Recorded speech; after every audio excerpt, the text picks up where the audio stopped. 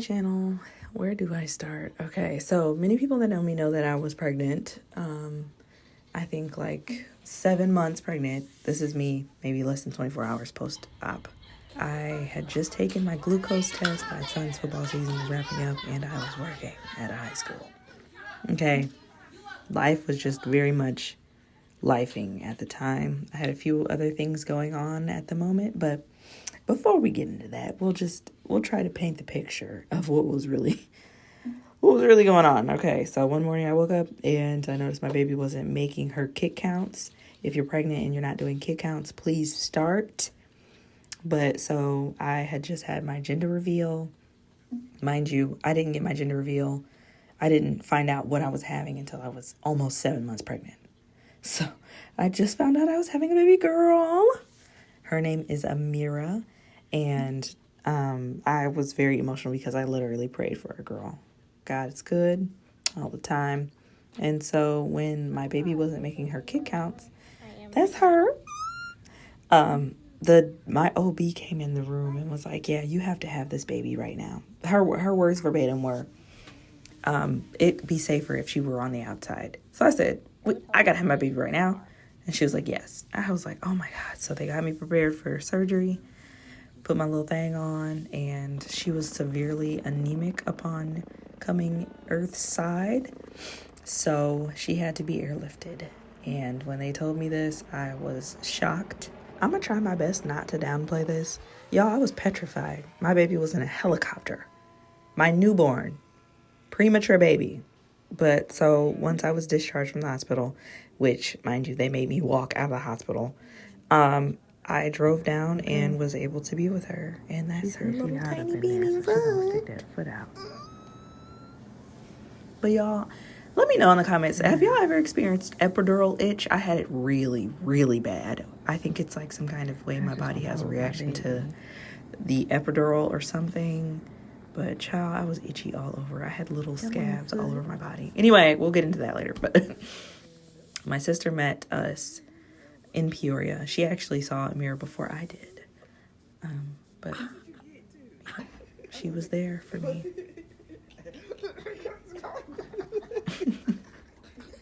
Goodbye to the old me. I'm about to eat cream of weed in a cup. She doesn't know just how much I needed those laughs during this experience. This is Amira under a bilirubin light. She's intubated, so she just had an oxygen tube down her throat. And here I am at the Ronald McDonald House. I still looked pregnant, very much experienced a lot of swelling and fluid retention. But I was washing them pump parts, okay? Constantly washing pump parts. My skin dried out and that's irrelevant. Anyway, so here you basically see me busying myself with chores because I'm trying to cope with the fact that all of my visitors had gone. The smoke had settled a little bit, and the reality of my situation was really starting to set in. So, isolation. Let's talk about it. Yeah, that. But yeah, I was coping. My mom was coming up to visit. Oh, and I loved this part. I finally got to hold my baby. Like, it was crazy. A lot of people get to hold them after delivery, but I had to wait like 3.5 weeks. Right here, she is no longer intubated. She didn't have the oxygen tube in her throat anymore, and now it was in her nose. And I was so happy to finally be able to hold her.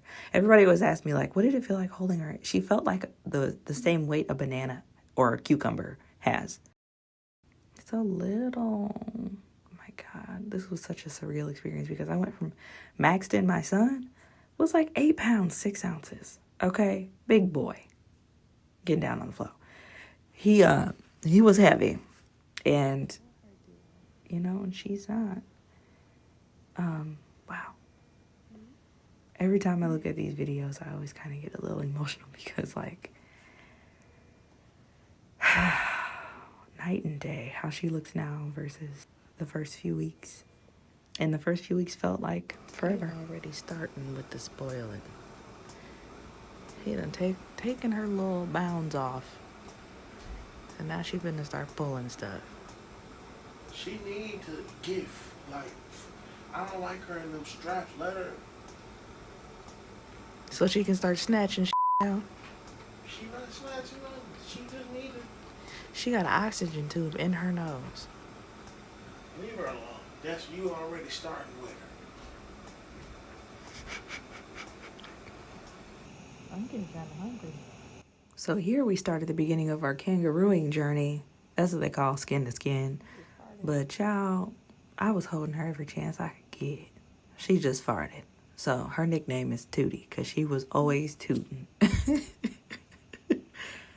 And then when I would be holding her, I would just sit and reflect on like so much because my life was still very much happening outside of this. Daydreaming about things that have happened and decisions I've made, things I was doing before she arrived. It's crazy. But I'm incredibly blessed. So blessed. It's wild, man. Like, you never know what kind of stuff you can endure until you go through it, you know? Like, there was a point where they were apologizing, walking into the hospital room, talking about, I'm so sorry. You know, some of these things that happen with these newborn babies that are premature. Just sounded like her chances of life were slim. And it's crazy because my life was in shambles before she got here. I could not imagine what it would have been like if I lost her. So I make sure to thank God for life and breath every day. So I'm here at the hospital yet again. And I just got done pumping. Gonna head out. It's probably like 5 p.m. right now. It's 6 p.m. So I usually head out about 7 or 8, but tonight I'm gonna leave a little earlier because I need to go to the grocery store and get a few food items so that I'm not eating out so often. I'm staying at the Ronald McDonald House. It's a, charity place where parents of children that are in the hospital can stay free of charge. It is fantastic because I couldn't imagine being in a hotel during this time.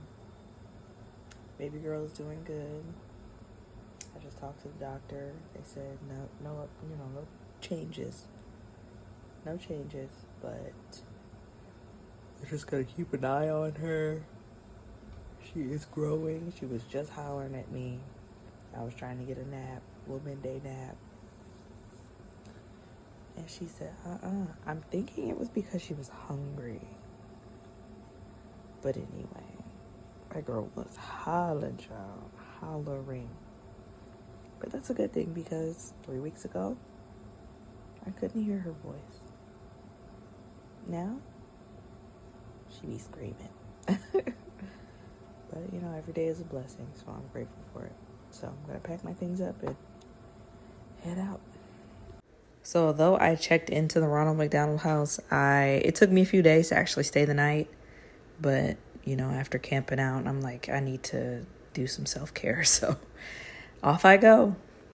All right, I'm headed back to the Ronald McDonald House to freshen up and get some rest.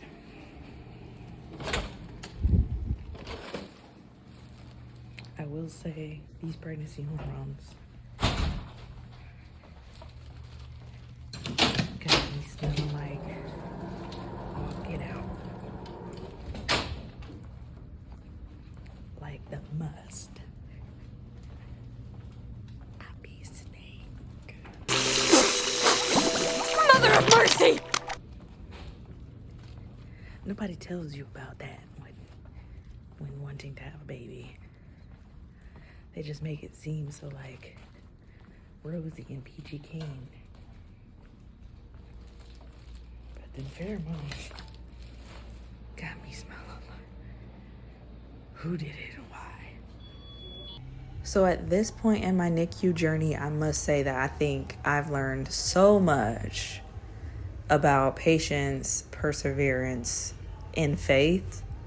I have received such an outpouring of love and support from so many people that I know and don't know. So if y'all have any questions or you're going through your own NICU journey, please, comment below. Let's talk about it, because this is not something I ever thought I'd experience. All right, till then, thanks for watching.